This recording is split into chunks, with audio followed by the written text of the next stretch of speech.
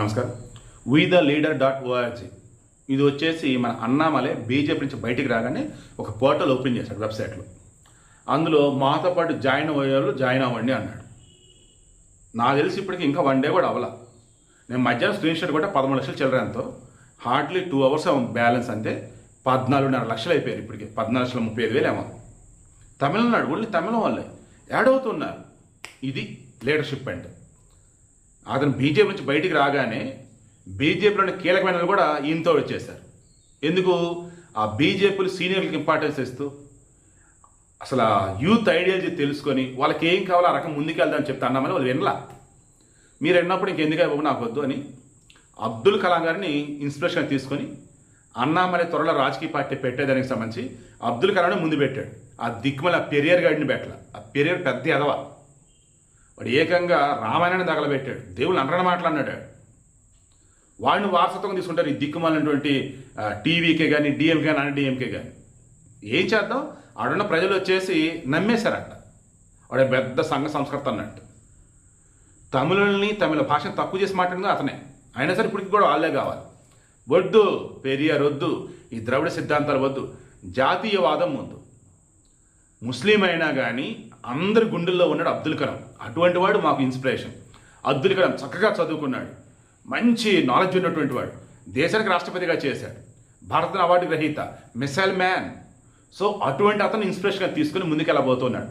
పేరుకి అబ్దుల్ కలాము ముస్లిం అనే కానీ హిందూ ధర్మశాస్త్ర పట్ల ఆయనకు అమితమైన ఆసక్తి, అద్భుతమైనటువంటి నాలెడ్జ్ అనమాట ఆయన.